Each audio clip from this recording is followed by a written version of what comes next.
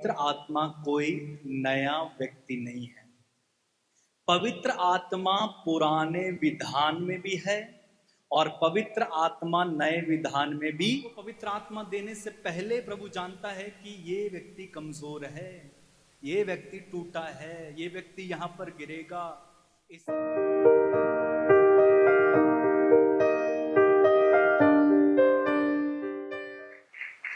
बैठ जाइए, आराम से बैठिए।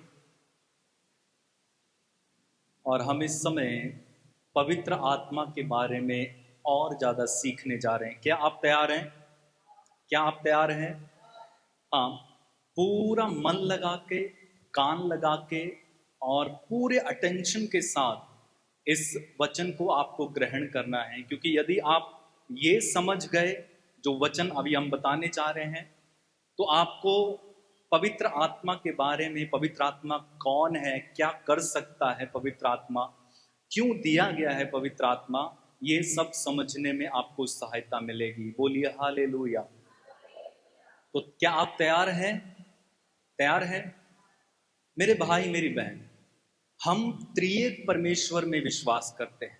जब मैं त्रिएक परमेश्वर कहता हूं तो इसका यह मतलब नहीं है कि तीन ईश्वर, बल्कि एक ही परमेश्वर, लेकिन एक परमेश्वर में तीन जन। कौन? पिता, पुत्र और पवित्र आत्मा। तो मैंने कहा कि हम त्रिएक परमेश्वर में विश्वास करते हैं, यानी कि एक परमेश्वर है, लेकिन एक परमेश्वर अपने आप को तीन रूपों में हमें दिखाता है। पहला है पिता, दूसरा है पुत्र और तीसरा है पवित्र आत्मा। तो इसलिए हम उसे कहते हैं त्रिएक परमेश्वर। बोलिए हालेलुया। तो प्रभु ने हम पर, या बाइबल में आप पढ़ेंगे, अपने आप को तीन रूपों में प्रकट किया है। पहला पिता, पुत्र और पवित्र आत्मा। पुराने विधान में आप पढ़ेंगे तो प्रभु अपने आप को यहोवा करके प्रकट करते हैं कि मैं यहोवा हूं, जिसको हम कहते हैं कि पिता परमेश्वर। उस समय के लोग क्या कहते थे? यहोवा। हम क्या कहते हैं? पिता परमेश्वर। हम क्यों ईश्वर को अपना पिता कहते हैं? क्योंकि यीशु ने हमें ये सिखाया और यीशु ने हमें ये अधिकार दिया। यीशु के कारण क्या हो गया? ईश्वर कौन हो गया? हमारा पिता हो गया। इतना समझ में आ गया? इतना समझ में आ गया? तो इसलिए हम अब उसको यहोवा करके ज्यादा नहीं पुकारते हैं, हम उसको पिता कहते हैं। क्या कहते हैं? पिता कहते हैं। फिर प्रभु अपने आप को दूसरे रूप में प्रकट करते हैं और उसका नाम है यीशु मसीह। क्या नाम है? और फिर आते हैं पवित्र आत्मा। कौन आते हैं? जब मैं कहता हूं पिता, पुत्र और पवित्र आत्मा, इसका यह मतलब नहीं है कि पिता सबसे बड़ा है और यीशु उससे छोटा है और पवित्र आत्मा उससे छोटा है। ऐसा नहीं। तीनों ही क्या है? बराबर है। तीनों कौन है? बराबर है। अब हम देखेंगे कि पिता परमेश्वर के बारे में बाइबल क्या कहती है। जिसको हम पिता कहते हैं उसके बारे में बाइबल क्या कहती है, क्या समझाती है बाइबल, क्या लिखा हुआ है। अगर आप पढ़ेंगे इसायाह नबी का ग्रंथ यशायाह, उसका 66वां अध्याय और उसका पहला वचन, आइजाया चैप्टर 66 वर्स 1। अगर किसी के पास बाइबल नहीं है, मैं उनके लिए पढ़ देता हूं। वहां पर प्रभु कहते हैं, आकाश मेरा सिंहासन है, पृथ्वी मेरे पांवदान है। क्या कहते हैं प्रभु? आकाश मेरा सिंहासन है और पृथ्वी मेरा पांवदान है। कौन कह रहे हैं ये? पिता ईश्वर कह रहे हैं, आकाश मेरा सिंहासन, पृथ्वी मेरा पांवदान। आगे आप वचन पढ़ेंगे, इब्रानियों का पत्र उसका 11वां अध्याय और 27वां पद।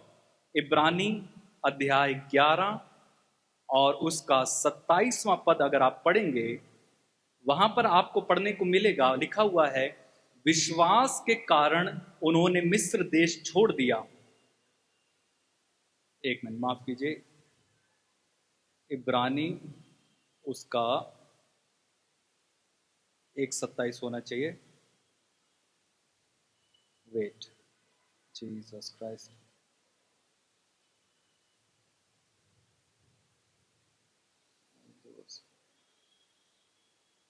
ओके,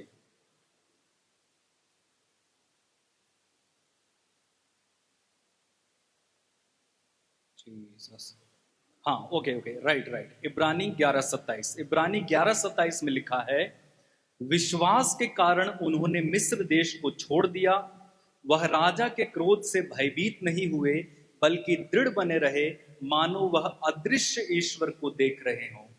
तो परमेश्वर पिता कैसे हैं? बाइबल कहती है वो अदृश्य है, जिसको किसी ने नहीं देखा है, जिसको किसी ने नहीं देखा है। इसी तरह से आप पढ़ेंगे योहन का सुसमाचार, यूहन्ना रचित सुसमाचार, उसका पहला अध्याय और उसके 18वें वचन में, नहीं मैं पढ़ता हूं क्योंकि सबको सुनना है। 18वां पद, वहां पर लिखा है, किसी ने कभी ईश्वर को नहीं देखा, पिता की गोद में रहने वाले इकलौते ईश्वर ने उसे प्रकट किया है।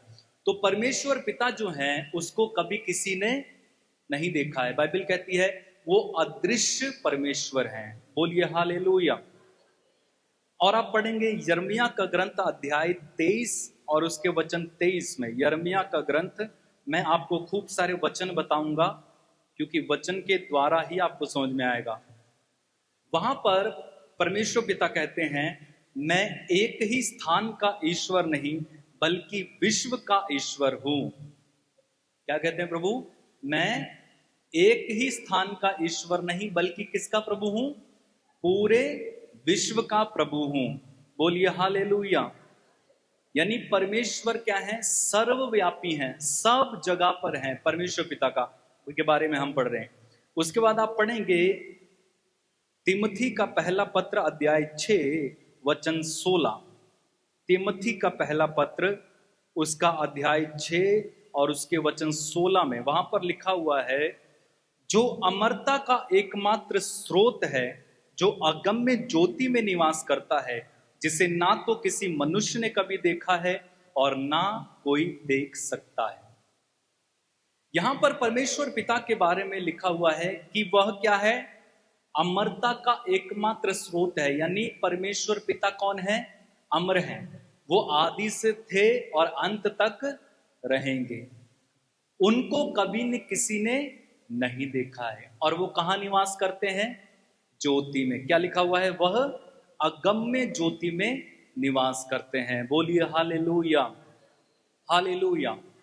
उसके बाद हम यीशु मसीह पर आते हैं। अब यीशु मसीह कौन है और यीशु कहां से उत्पन्न हुए? इसके लिए आपको जाना होगा योहन का सुसमाचार, उसका पहला अध्याय और उसका 14वां वचन अगर आप पढ़ेंगे, 13वें से पढ़ेंगे। योहन का सुसमाचार अध्याय 1 वचन 13 और 14, वहां पर लिखा हुआ है, वे ना तो रक्त से, ना शरीर की वासना से और ना मनुष्य की इच्छा से, बल्कि ईश्वर से उत्पन्न हुए। वे यानी यीशु कैसे उत्पन्न हुए? ना तो रक्त से, ना शरीर की वासना से और ना मनुष्य की इच्छा से, बल्कि यीशु कहां से उत्पन्न हुए? ईश्वर से उत्पन्न हुए। आपको समझ में आया? समझ में आया? यीशु कहां से उत्पन्न हुए? ईश्वर से उत्पन्न हुए। बोलिए हालेलुया, हालेलुया। और यीशु जब ईश्वर से उत्पन्न, यीशु को क्यों भेजा प्रभु ने, पिता परमेश्वर ने यीशु को क्यों भेजा? क्योंकि उसने संसार को प्यार किया और उसने चाहा कि संसार का उद्धार हो, पापों में पड़े ना रहे। इसलिए उसने यीशु मसीह को संसार के लिए भेजा।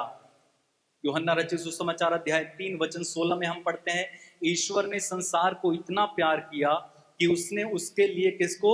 अपने इकलौते बेटे को दे दिया। तो परमेश्वर ने अपने इकलौते बेटे को संसार के लिए भेज दिया ताकि संसार उसके द्वारा मुक्ति प्राप्त करे। बोलिए हालेलुया। तो इस तरह से परमेश्वर यीशु मसीह में अपने आप को प्रकट कर रहे हैं। आप पढ़ेंगे पहला तिमोथी अध्याय 3 वचन 16। पहला तिमोथी अध्याय 3 उसके वचन 16 में वहां पर लिखा हुआ है, धर्म का यह रहस्य निस्संदेह महान है, मसीह मनुष्य के रूप में प्रकट हुए, आत्मा के द्वारा सत्य प्रमाणित हुए, स्वर्गदूतों को दिखाई पड़े, गैर यहूदियों में प्रचारित हुए, संसार भर में उनका नाम, उन पर विश्वास किया गया और वो महिमा में आरोहित कर लिए गए। तो मसीह किस रूप में प्रकट हुए? कम ऑन, आप बोलोगे तभी तो मुझे पता लगेगा कि आपको मालूम चल रहा है। मसीह किस रूप में प्रकट हुए? मनुष्य के रूप में प्रकट हुए। मसीह कितने रूप में प्रकट हुए?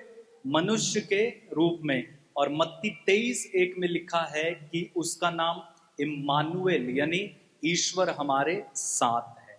ईश्वर हमारे साथ है।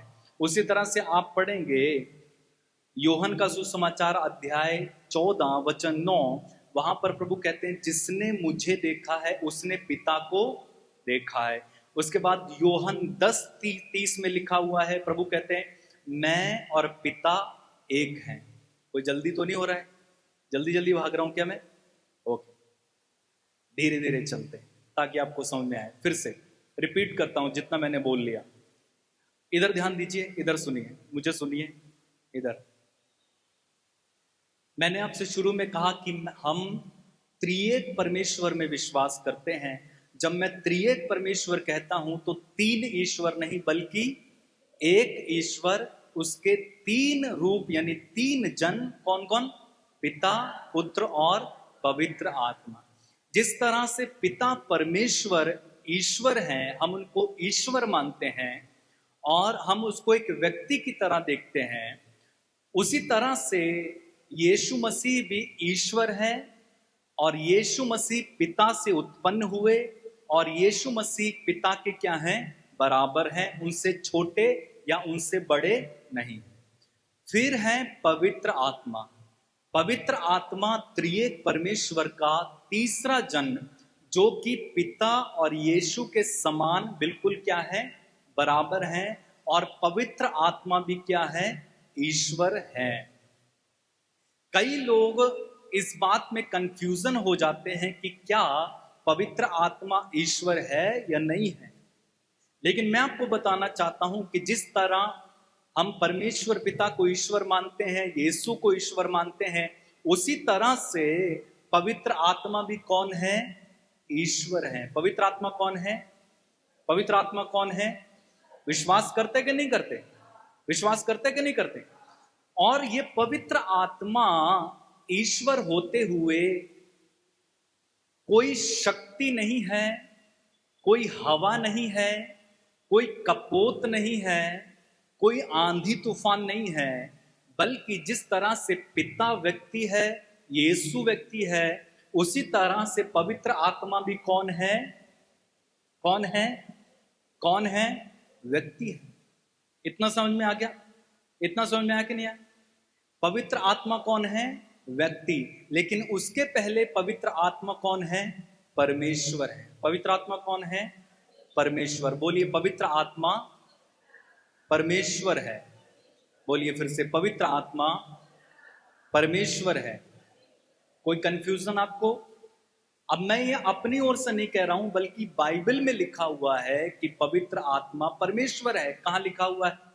अगर आप पढ़ेंगे प्रेरित चरित अध्याय 5 उसके वचन 3 और 4 में, प्रेरित चरित अध्याय 5 उसके वचन 3 और 4 में, जहां पर अनानियस और सफीरा ने पेतरुस से आकर झूठ बोला था। आपको मालूम है ना? मालूम है ना? झूठ बोला था। और उसके बाद वचन 3 से पढ़िए, वचन 3 से पढ़िए, वहां लिखा हुआ है, इस पर पेतरुस ने कहा, अनानियस, शैतान ने क्यों तुम्हारे हृदय पर इस प्रकार अधिकार कर लिया कि तुम पवित्र आत्मा से झूठ बोलकर खेत की कीमत का कुछ अंश दबा ले रहे हो? बेचे जाने से पहले क्या वह खेत तुम्हारा अपना नहीं था? और इसके बाद भी क्या उसकी कीमत तुम्हारे अधिकार में नहीं थी? तुमने ऐसा काम करने का विचार अपने हृदय में क्यों पाला? तुम मनुष्य से नहीं बल्कि ईश्वर से झूठ बोले हो। तो यहां पर पवित्र आत्मा को पेतरुस क्या कह रहा है? तुम किससे झूठ बोले हो? किससे? ईश्वर से झूठ बोले हो। यहां पर पेतरुस पवित्र आत्मा को कौन सा दर्जा दे रहा है? ईश्वर का यानी परमेश्वर का। तो पवित्र आत्मा भी कौन है? परमेश्वर है। बोलिए, पवित्र आत्मा परमेश्वर है और पवित्र आत्मा व्यक्ति है। पवित्र आत्मा शक्ति नहीं है, केवल शक्ति नहीं। पवित्र आत्मा कोई फोर्स नहीं है, कोई आंधी नहीं है, कोई तूफान नहीं है जिस तरह से हम समझ लेते हैं, बल्कि पवित्र आत्मा एक ईश्वर है और वो ईश्वर एक व्यक्ति के रूप में है। इतना समझ में आ गया? आया कि नहीं आया? नहीं तो फिर से रिपीट करूंगा। तो बोला करो, कम से कम मुझे पता लगे कि आपको समझ में आ रहा है कि नहीं आ रहा है। इतना समझ गए तो काफी है। क्या समझे आप? कितने ईश्वर? एक ईश्वर है। एक ईश्वर में पिता, पुत्र और, जिस तरह से पिता कौन है? परमेश्वर है। यीशु कौन है? उसी तरह से पवित्र आत्मा कौन है? परमेश्वर है। इतना समझ गए? अब पवित्र आत्मा कौन है? अब हम अपने मेन टॉपिक में आते हैं कि पवित्र आत्मा कौन है। अब ध्यान से सुनिएगा मेरी बात, पीछे आगे इधर उधर बैठे हुए सब ध्यान से। पवित्र आत्मा कौन है? जिस तरह से हमने प्रेरितों के काम में पढ़ा कि पवित्र आत्मा क्या है? परमेश्वर है। पवित्र आत्मा क्या है? परमेश्वर। उसी तरह मैंने आपको कहा कि परमेश्वर के साथ होने के साथ साथ पवित्र आत्मा को हम एक व्यक्ति के तौर पर भी जानते हैं। पवित्र आत्मा शक्ति नहीं है, हवा नहीं है, पानी नहीं है, कपोत नहीं है, बल्कि पवित्र आत्मा क्या है? एक व्यक्ति। अब ऐसी कौन सी चीज है जो पवित्र आत्मा को एक व्यक्ति के रूप में हमारे सामने रखती है? एक व्यक्ति क्या क्या कर सकता है बताइए? एक व्यक्ति क्या क्या कर सकता है? देख सकता है, सुन सकता है, बोल सकता है। एक व्यक्ति के अंदर भावनाएं हैं। एक व्यक्ति विचार कर सकता है। एक व्यक्ति अपने मन से निर्णय ले सकता है। उसी तरह से पवित्र आत्मा ये सारे काम कर सकता है। राइट? इतना समझ में आया? तो पवित्र आत्मा को व्यक्ति बनाने के लिए या पवित्र आत्मा को एक व्यक्ति के रूप में जो चीजें प्रदर्शित करती हैं, उसमें सबसे पहले है कि उसके पास आवाज है, यानी वो बोल सकता है। पवित्र आत्मा बोल सकता है। बोलिए, पवित्र आत्मा बोल सकता है। एक दूसरे को हाथ मिलाकर कहें, पवित्र आत्मा बोल सकता है। इसको हम कहां पढ़ेंगे? इसको हम पढ़ेंगे प्रेरित चरित उसके 13वें अध्याय के दूसरे वचन में। प्रेरित चरित उसका 13वां अध्याय और उसका दूसरा वचन, वहां पर क्या लिखा हुआ है देखिए। वे किसी दिन उपवास करते हुए प्रभु की उपासना कर रहे थे कि पवित्र आत्मा ने कहा। पवित्र आत्मा ने कहा। इसका मतलब अगर कहा तो पवित्र आत्मा क्या है? बोल सकता है। उसके पास आवाज है। उसी तरह से आप पढ़ेंगे प्रेरित चरित उसका 8वां अध्याय और उसका 29वां वचन। प्रेरित चरित अध्याय 8 और उसका 29वां वचन देखिए, वहां पर क्या लिखा हुआ है। आत्मा ने फिलिप से कहा, आगे बढ़िए और रथ के साथ चलिए। किसने कहा? आत्मा ने फिलिप से कहा, क्या कहा? आगे बढ़िए और रथ के साथ चलिए। तो मैंने आपसे कहा कि पवित्र आत्मा के पास क्या है? आवाज। वो आपसे भी बोल सकता है। ना केवल उसने फिलिप से बात की, ना केवल उसने चेलों से बात की, बल्कि वो हम में से हर एक से क्या कर सकता है? क्या कर सकता है? आपसे, आपसे, आपसे, आपसे, सबसे क्या कर सकता है? इसका मतलब आप उसकी आवाज को सुन सकते हैं। हालेलुया। और दूसरी बात है कि पवित्र आत्मा के पास इच्छा है। पवित्र आत्मा के पास क्या है? जैसे मेरे पास ये फोन है, मेरी इच्छा है कि मैं किसी को भी दे दूं, यहां पे है ना, पीछे वाले बैठे लोगों को दे दूं या यहां वालों को दे दूं। ये क्या है? मेरी इच्छा है। मैं यहां पर खड़ा हूं, ये क्या है? मेरी। मैं चाहूं तो बैठ भी सकता हूं, वो क्या है? मेरी।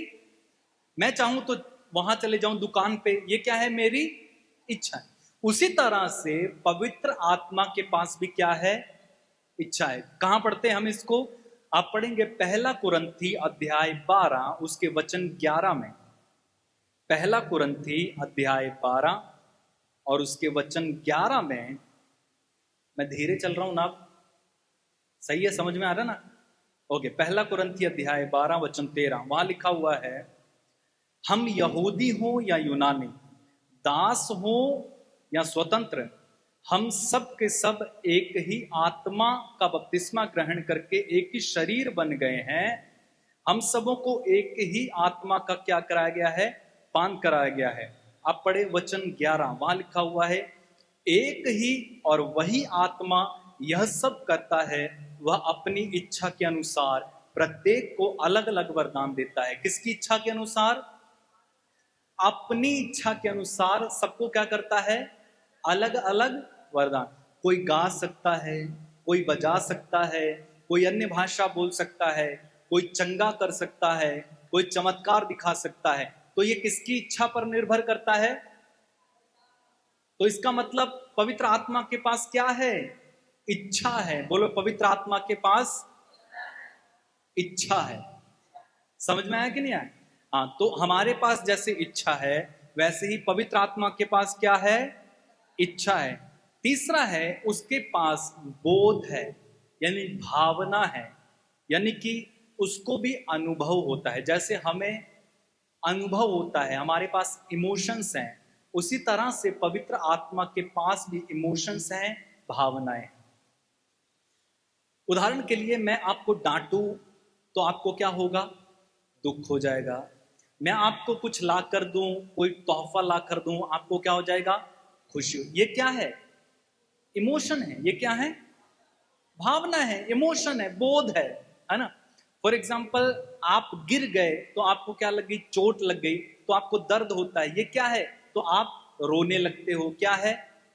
इमोशन है। किसी ने आपको डरा दिया हो करके, तो आप डर गए, तो ये क्या है? इमोशन। उसी तरह से पवित्र आत्मा के पास भी क्या है? इमोशंस हैं। कहां पढ़ते हैं हम इसके बारे में? आप पढ़ेंगे अफेसियों का पत्र, उसका 4था अध्याय और 30वां वचन। अफेसी अफेसी उसका 4था अध्याय और 30वां वचन। मैं धीरे जा रहा हूं ताकि आपको समझ में आए। देखो क्या लिखा हुआ है, पवित्र आत्मा ने मुक्ति के दिन के लिए आप लोगों पर मोहर लगा दी है, आप उसे दुख ना दें। आप उसे, इसका मतलब पवित्र आत्मा दुखी भी और पवित्र आत्मा खुश भी। समझ में आया कि नहीं आया?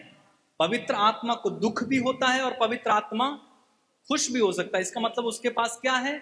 इमोशंस हैं। चलिए आगे बढ़ते हैं। उसके पास क्या है? मन है, यानी बुद्धि है, यानी वो विचार कर सकता है। समझ में आया?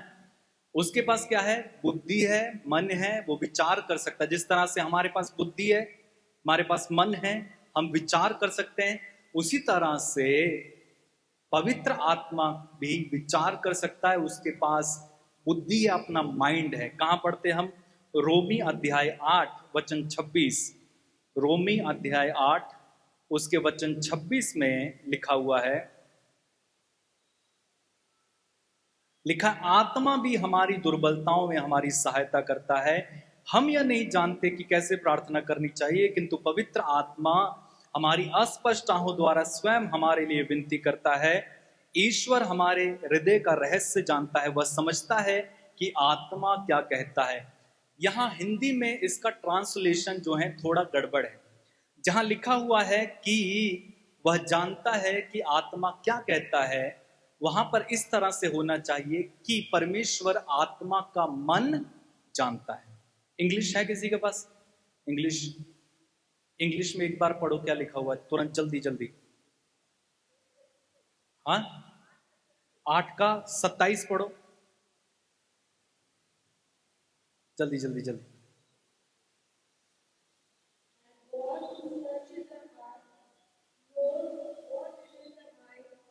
हाँ आ गया, देखो इंग्लिश में एक शब्द है माइंड, फिर से पढ़िए।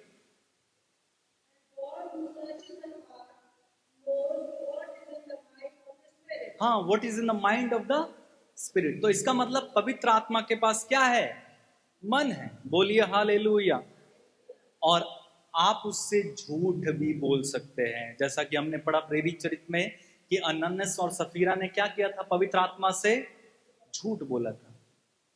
तो ये पवित्र आत्मा का थोड़ा सा मैंने जो है चित्रण किया है कि कैसे पवित्र आत्मा एक व्यक्ति है और हम उसे व्यक्ति करके जानते हैं। बोलिए हालेलुया।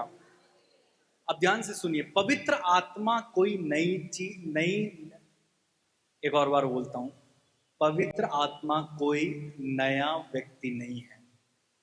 पवित्र आत्मा पुराने विधान में भी है और पवित्र आत्मा नए विधान में भी।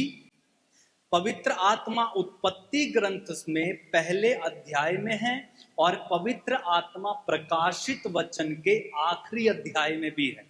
ध्यान से सुनना, पवित्र आत्मा जब आप बाइबल शुरू करेंगे, पहले अध्याय को पढ़ेंगे उत्पत्ति ग्रंथ, उसके दूसरे वचन में वहां लिखा ईश्वर का आत्मा सागर पर।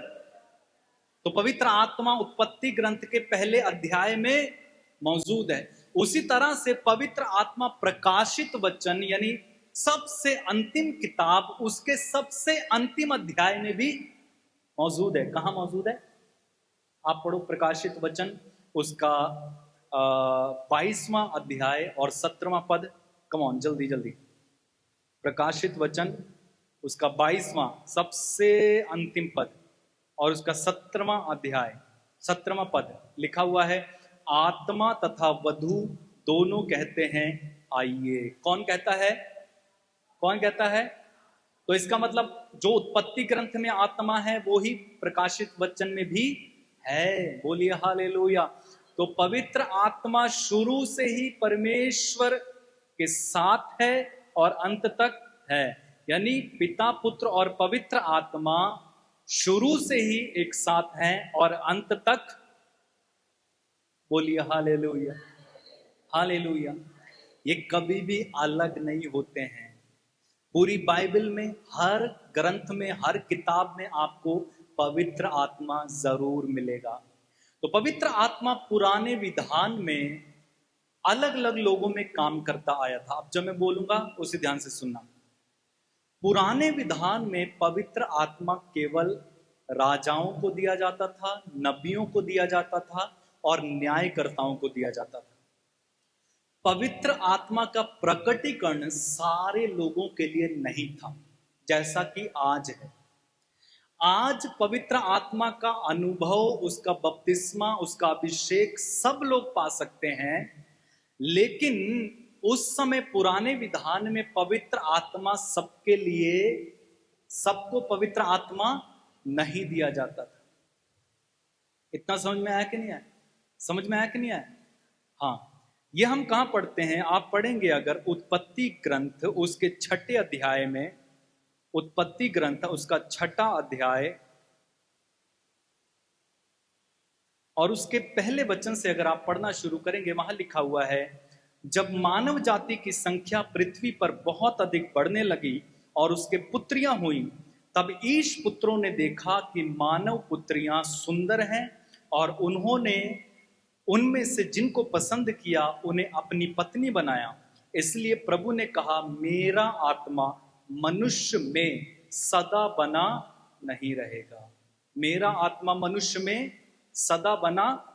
उस समय से पवित्र आत्मा सबको नहीं दिया जा। इसका मतलब नूह के समय तक पवित्र आत्मा सब में था, लेकिन यहां पर प्रभु कहता, अब मेरा आत्मा मनुष्य में सदा बना नहीं रहे। सदा बना इसलिए जब परमेश्वर को किसी से कुछ काम कराना होता था, किसी उद्देश्य को पूरा करना होता था, प्रभु उसके अंदर, उसके ऊपर पवित्र आत्मा को क्या करते थे? भेजते थे, उसको अभिषेक देते थे। सुन रहे हो कि नहीं सुन रहे? समझ में आ रहा कि नहीं? इसको समझना पड़ेगा आपको। पुराने विधान में पवित्र आत्मा केवल राजाओं को, नबियों को, जो भविष्यवक्ता होते थे और जो न्यायकर्ता होते थे, उनको दिया जाता था, सबको नहीं दिया जाता था। कारण प्रभु ने कहा कि अब मेरा आत्मा इनमें नहीं बना रहेगा। वो मनुष्य के पाप से दुखी हो गया था, इसलिए उसने कहा कि मेरा आत्मा इनमें अब बना नहीं रहेगा। तो किसी अगर काम को पूरा करना है तो उसके लिए परमेश्वर पिता अपने आत्मा को उस व्यक्ति के ऊपर उतारता था, और जब वो उद्देश्य, वो काम पूरा हो जाता था, पवित्र आत्मा चला जाता था। समझ में आया कि नहीं आया? समझ में आया कि नहीं आया?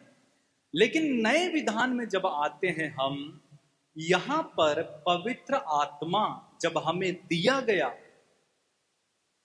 तो वो वापस नहीं जाता है। ध्यान से सुनो, नए विधान में जब यीशु मार डाले गए, जी उठे, और एक बार पवित्र आत्मा आया, वापस नहीं जाता। अब ये पवित्र आत्मा किसको दिया जाता है? नए विधान के लोगों को किसको पवित्र आत्मा दिया जाता है? क्या आपके अंदर पवित्र आत्मा है क्या? कितने लोगों के अंदर नहीं है? बड़ी कंफ्यूजन है कि पवित्र आत्मा है कि नहीं है। बड़ी कंफ्यूजन है ना? है क्या? अच्छा, बोलिए हालेलुया। लेकिन वो चला भी जाता है कि नहीं जाता है? चला जाता है। अच्छा, आता है फिर चला जाता है। अच्छा, यही कंफ्यूजन में दूर करने वाला आपकी। सुनो, पवित्र आत्मा दिया जाता है जो कोई यीशु में विश्वास करते हैं। सुनना ध्यान से, जो कोई यीशु में विश्वास करते हैं और अपना प्रभु मान लेते हैं कि यीशु मेरा प्रभु है, यीशु मेरा उद्धार करता है, जो ऐसा मान लेते हैं, उनको क्या दिया जाता है? पवित्र आत्मा। जिस तरह मैंने कहा, पिता ने संसार को इतना प्यार किया कि उसने क्या कर दिया? अपने इकलौते बेटे को दे दिया। उसी तरह से यीशु ने क्या किया? हमें इतना प्यार किया कि जो उसको, उसमें विश्वास करते हैं, उसके लिए उसने क्या कर दिया? पवित्र आत्मा को दे दिया। सुनो, पवित्र आत्मा हमें कौन देता है? कौन देता है? जल्दी बोलो। हाँ, बड़ी कंफ्यूजन है। पवित्र आत्मा हमें कौन देता है?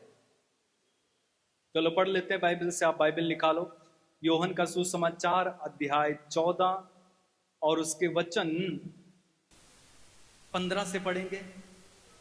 यूहन्ना का सुसमाचार अध्याय 14 उसके वचन 15 से। वहां क्या लिखा हुआ है? यदि तुम मुझे प्यार करोगे तो मेरी आज्ञाओं का पालन करोगे। मैं पिता से प्रार्थना करूंगा।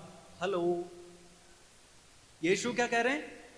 मैं पिता से प्रार्थना करूंगा और वह तुम्हें एक दूसरा सहायक प्रदान करेगा, जो सदा तुम्हारे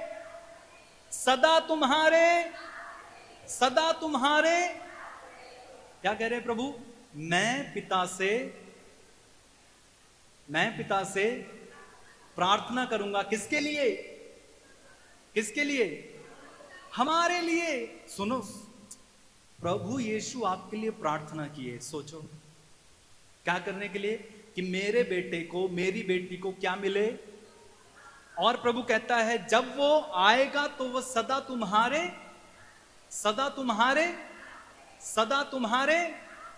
बोलिए हालेलुया, सदा तुम्हारे। बोलो, पवित्र आत्मा सदा मेरे साथ है। फिर से बोलो जोर से, पवित्र आत्मा सदा मेरे साथ है। बोलो, पवित्र आत्मा सदा मेरे साथ है। क्या आप यीशु में विश्वास करते हैं? क्या आपने यीशु को अपना मुक्तिदाता माना? क्या आपने उसको अपना पर्सनल, अपना व्यक्तिगत उद्धारकर्ता माना है? अपने पापों पर पश्चाताप किया है? तो यीशु क्या करते हैं? आपके लिए प्रार्थना करते हैं पिता से कि पिता इन्हें क्या दे दे? अब पवित्र आत्मा दे दे, और वो पवित्र आत्मा सदा हमारे साथ एक बार पवित्र आत्मा हमारे अंदर आ जाता है, उसके बाद वो हमें छोड़कर कभी भी नहीं। ये है सुसमाचार, बोलिए हालेलुया, कम ऑन। जो लोग कहते हैं कि पवित्र आत्मा चला जाता है, चला जाता है, भाई हम नए विधान में, पुराने विधान में नहीं है। यीशु ने कहा है, क्या कहा है? यीशु ने क्या कहा है? कि वो पवित्र आत्मा सदा तुम्हारे। तो इसका मतलब है अगर वो छोड़कर चला गया तो यीशु झूठे हुए कि नहीं हुआ? झूठे हुए कि नहीं हुए? लेकिन यीशु झूठे हैं क्या? नहीं है। तो इसका मतलब पवित्र आत्मा सदा हमारे, सदा हमारे। क्यों पवित्र आत्मा हमें दिया गया? क्यों पवित्र आत्मा सदा हमारे साथ है? क्यों पवित्र आत्मा हमारे अंदर है? देखो, पवित्र आत्मा का हमारे अंदर होना और पवित्र आत्मा का हमारे ऊपर होना, ये दोनों अलग बातें हैं। इसको मैं आपको कल समझाऊंगा कि पवित्र आत्मा का हमारे अंदर होना और पवित्र आत्मा का हमारे ऊपर होना, इन दोनों में क्या फर्क है। इसको सुनना है तो कल आइएगा। आएंगे कि नहीं आएंगे? हाँ, कुछ मिलेगा आपको। आज तो सिर्फ इंट्रोडक्शन है पवित्र आत्मा का। तो पवित्र आत्मा जब एक इंसान के अंदर आ जाता है तो पवित्र आत्मा क्या करता है? देखा, आप पढ़ेंगे अफेसी अध्याय रोमी अध्याय 8 वचन 26। रोमी अध्याय 8 और उसका वचन 26। रोमी अध्याय 8 और उसका वचन 26 को हम पढ़ेंगे। मिला आपको? सब निकाल लीजिए, क्योंकि इसी वचन पर हम रहने वाले हैं। देखो, यहां लिखा है, आत्मा भी हमारी दुर्बलता में हमारी सहायता करता है। बस अब इधर देखिए क्या लिखा हुआ है। आत्मा भी हमारी दुर्बलता में हमारी, इस वचन को मैं चाहता हूं सब बोलो, बोलो, आत्मा भी हमारी दुर्बलता में हमारी सहायता करता है। बोलिए। आप जानते हैं, प्रभु को मालूम है कि हम दुर्बल हैं। प्रभु को मालूम है कि हम किस क्षेत्र में कमजोर हैं। प्रभु को मालूम है कि हम कहां गिर जाते हैं। प्रभु को मालूम है कि किस जीवन के किस क्षेत्र में मैं जल्दी से पाप में पड़ जाता हूं। लिखा है, आत्मा हमारी दुर्बलता में हमारी सहायता करता है। अब सुनो, अगर कोई आपसे ये कहे कि अगर आप जो हैं दुर्बल हो, कमजोर हो, पाप में गिर गए, तो पवित्र आत्मा आपको छोड़कर चला जाता है, उसकी बात मत सुनना। क्यों? क्योंकि बाइबल कहती है आत्मा हमारी दुर्बलता में हमारी हमारी हमारी वो मनुष्य नहीं है कि आप पर कोई दुख आया, कोई बीमारी आई, आप गिर गए, आपने पाप कर दिया तो वो छोड़कर चला गया। ये मनुष्य का स्वभाव है। फॉर एग्जाम्पल, मनुष्य कोई गलती करता है, कोई पाप हो जाता है, तुरंत उससे लोग क्या करने लगते हैं? किनारा करने लगते हैं। तो अगर परमेश्वर भी वैसा ही करने लगा तो परमेश्वर और मनुष्य में कोई फर्क है? कोई फर्क है? ऐसा तो मनुष्य भी करते ना, करते कि नहीं? जब तक तुम सही हो, तुम्हारे साथ सही रहेंगे, एक गलती कर दो, एक कुछ कर दो, तुरंत छोड़कर चले जाएंगे, है कि नहीं? लेकिन यहां पर वचन कहता है, आत्मा हमारी दुर्बलता में हमारी सहायता करता है। आत्मा हमारी दुर्बलता में हमारी फॉर एग्जाम्पल, आपके छोटे बच्चे हो, है ना, छोटा बच्चा हो और वो चलना सीख रहा हो, चलते चलते गिर जाए, तो आप उस बच्चे को छोड़ देते हो क्या? छोड़ देते हो क्या? बच्चा थोड़ा सा बड़ा हो जाता है, घर में चोरी कर लेता है, कोई गलती कर लेता है, कुछ चीज तोड़ देता है, आप उस बच्चे को छोड़ देते हो क्या? कि चला जा भाई, तू तो चोर है, छोड़ देते हो क्या? फॉर एग्जाम्पल, आपका बच्चा और थोड़ा बड़ा हो जाता है, किसी से मार धाड़ करके आ जाता है, गलती कर देता है, किसी को पीट कर आ जाता है, लोग आप पर शिकायत लेकर आ जाते हैं, उस बच्चे को आप छोड़ देते हो क्या? मदर तेरेसा वालों के यहां छोड़ दो, ऐसा करते क्या? करते हो क्या? क्यों? क्योंकि वो किसका बच्चा है? किसका बच्चा है? मेरा बच्चा है, वो मुझसे उत्पन्न हुआ है, मैंने उसको पाला है, मैंने उसको पोसा है, वो किसका है? मैं उसको छोड़ूंगा नहीं, बल्कि क्या करूंगा? उसकी गलती को सुधारूंगा। उसकी गलती को क्या करूंगा? सुधारूंगा। उसी तरह से पवित्र आत्मा हमारी दुर्बलता में हमारी सहायता करता है, छोड़कर नहीं जानता है। फॉर एग्जाम्पल, अगर हम पाप में गिर भी गए, हम गलती कर भी दें, अगर हमसे कोई गुनाह हो भी जाए, तो पवित्र आत्मा तुरंत हमें उठाने के लिए तैयार रहता है, हमारी सहायता करता है। वो छोड़कर नहीं भागता है हमें को कि इसने पाप कर दिया आप छोड़ के भाग जाओ ना। पवित्र आत्मा चाहता है कि हम उस पाप से क्या आ जाएं, ऊपर आ जाएं, उठ जाएं। तो वो हमारा हाथ पकड़कर हमें वहां से खींचता है। बोलिए हालेलुया। फॉर एग्जाम्पल, आप जो है बाहर जा रहे हो और वहां पर आपको खतरा है और आपको 2 बॉडीगार्ड दिए गए हैं। सुनना, इधर सुनो ध्यान से। आपको 2 बॉडीगार्ड दिए गए हैं कि ये आपकी रक्षा करेंगे। आप जा रहे हो, बॉडीगार्ड आपके साथ साथ है। अचानक से कोई आप पर हमला करता है, तो सोचो अगर बॉडीगार्ड आपको छोड़कर भाग जाए तो आपका क्या होगा? आप तो पीटे जाओगे। पीटे जाओगे कि नहीं है? पीटोगे कि नहीं? बॉडीगार्ड्स का काम क्या है? आपकी रक्षा करना, भागना नहीं होता है। उसी तरह से परमेश्वर ने हमें पवित्र आत्मा दिया है ताकि पवित्र आत्मा जब हम गिर जाएं, जब हम दुर्बल हो जाएं, जब हमसे कोई गलती हो जाए, जब हमसे कोई पाप हो जाए, तो हमें क्या कर ले? उठा ले, ना कि भाग जाए। समझ में आया? तो पवित्र आत्मा की जिम्मेदारी है कि हमको उस पाप से बाहर निकाल लेना, भागना नहीं। हालेलुया। क्योंकि यीशु ने क्या कहा? वो पवित्र आत्मा सदा तुम्हारे आपको पवित्र आत्मा देने से पहले प्रभु जानता है कि ये व्यक्ति कमजोर है, ये व्यक्ति टूटा है, ये व्यक्ति यहां पर गिरेगा। इसीलिए तो पवित्र आत्मा दिया जाता है। अन्यथा पवित्र आत्मा क्या करना? अगर पवित्र आत्मा केवल जब हम साफ सुथरे हैं तभी हमारे साथ है, तो पवित्र आत्मा क्या क्या करना? कोई काम है नहीं।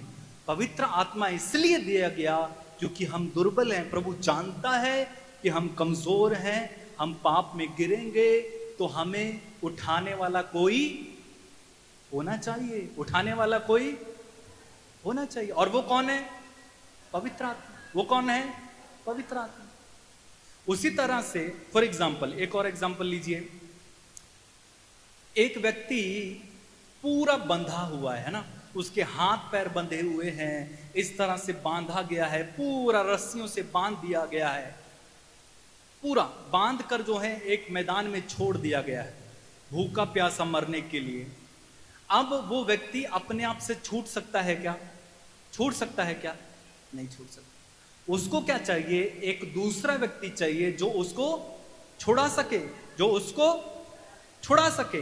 वो उसके हाथ की रस्सियां खोल दे, पैर की रस्सियां खोल दे, उसको अपने कंधे पर उठाकर सही जगह पर ले आए। उसको सहायता चाहिए। उसी तरह से हम जब बंध जाते हैं, बंधनों में पड़ जाते हैं, जब गिर जाते हैं, तो हमें कौन चाहिए? कौन चाहिए? हमें पवित्र आत्मा चाहिए। कौन चाहिए? हमें पवित्र आत्मा चाहिए, ताकि पवित्र आत्मा हमें उस गड्ढे से उठाकर क्या कर दे? फिर से खड़ा कर दे, हम वहीं पड़े ना रहें। इसलिए इस शिक्षा को प्लीज अपने अंदर मत लीजिएगा कि पवित्र आत्मा हमें छोड़कर चला जाता है। नो, लिखा है पवित्र आत्मा हमारी दुर्बलताओं में हमारी, पवित्र आत्मा हमारी दुर्बलताओं में हमारी, दैट मीन्स पवित्र आत्मा अभी भी आपके अंदर है। हो सकता है आप गिर गए, हो सकता है आप पाप कर बैठे, हो सकता है आप किसी तरह के जो है गलती कर बैठे हो, आप जो है प्रार्थना नहीं कर पाते हो। आज जब आप कहोगे पवित्र आत्मा मुझे तेरी सहायता की जरूरत है, वो आपकी सहायता करने के लिए तैयार है। लेकिन आपको मांगना है। क्या मांगना? पवित्र आत्मा मेरी सहायता कर। पवित्र आत्मा मेरी, जब बच्चा गिर जाता है, पुकारता है मम्मी, तो मम्मी अगर रोटी बना रही है तो रोटी छोड़ देती है, झाड़ू लगा रही तो झाड़ू छोड़ देती है, बर्तन धो रही है तो बर्तन छोड़ देती है। बच्चे की जहां से आवाज आई है वहां की ओर दौड़ती है और बच्चे को उठा लेती है और देखती है बच्चे को कहां चोट लगी है। हाँ या ना? उसी तरह से जब हम पुकारते हैं पवित्र आत्मा मेरी सहायता कर, पवित्र आत्मा तुरंत हमें अपने आगोश में ले लेता है और उठा लेता है, कहता है ये मेरा बच्चा है, ये पवित्र आत्मा की जिम्मेदारी है। बोलिए hallelujah, hallelujah. So don't worry, पवित्र आत्मा आपके साथ ही है, उसने आपको छोड़ा नहीं है। किसी ने अगर आपको ऐसा कह दिया है, ओ मेरे भाई मेरी बहन, क्या आप इतने ताकतवर हो कि अपने आप से उस पाप से उठ जाओ, अपने आप से बंधनों से मुक्त हो जाओ, या अपने आप से जो है आप जो है पवित्र हो जाओ? क्या आप इतने और मैं इतना ताकतवर हूं? नहीं है। हैं क्या हम ताकतवर? नहीं। इसलिए हमें क्या चाहिए? पवित्र आत्मा। क्या चाहिए हमें? पवित्र आत्मा। आज जब आप पुकारोगे आराधना के समय, पवित्र आत्मा मेरी सहायता कर, मैं इस क्षेत्र में दुर्बल हूं, मैं इस क्षेत्र में कमजोर हूं, इस क्षेत्र में मैं बार बार गिर जाता हूं, इस पाप में मैं बार बार गिर जाता हूं, मैं वचन नहीं पढ़ पाता हूं, मैं प्रार्थना नहीं कर पाता हूं, पवित्र आत्मा परमेश्वर मेरी सहायता कर। और वो दौड़ कर आएगा आपको उठाने के लिए, वो दौड़ कर आएगा आपकी सहायता करने के लिए। Do you believe that? क्या आप विश्वास करते हैं? क्या आप विश्वास करते हैं? हाँ, आगे लिखा, बस 2 मिनट और लूंगा, है ना, 2 मिनट। रखिए रखिए, हाथ रखिए, हाथ रखिए। लिखा है कि हमें कैसे हमारी दुर्बलता में हमारी सहायता करता है।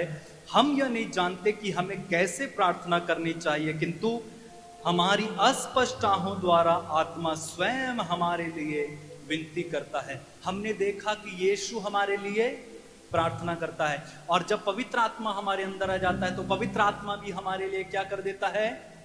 विनती करता है, प्रार्थना करता है। कारण हम नहीं जानते कि कैसे प्रार्थना करनी चाहिए, और इसीलिए हम दुर्बलता के शिकार हो जाते हैं, क्योंकि हम नहीं जानते हैं कि प्रार्थना कैसे करनी चाहिए। सो आज आप पुकारेंगे पवित्र आत्मा को, पवित्र आत्मा मेरी सहायता कर, मुझे तेरी जरूरत है। पुकारेंगे कि नहीं पुकारेंगे? पुकार पवित्र आत्मा को। चाहे आप कहीं भी गिरे हो, किसी भी पाप में गिरे हो, किसी भी कमजोरी में गिरे, चाहे वासना के पाप में गिरे हो, चाहे पोर्नोग्राफी के पाप में गिरे हो, चाहे मास्टरबेशन के पाप में गिरे हो, चाहे आप गलत रिश्ता रखे हुए हो, चाहे आप गुस्से के शिकार हो, चाहे आप किसी भी पाप के शिकार क्यों ना हो, आज पवित्र आत्मा को पुकारना है, पवित्र आत्मा मेरी सहायता कर, and he will come to help you. Do you believe?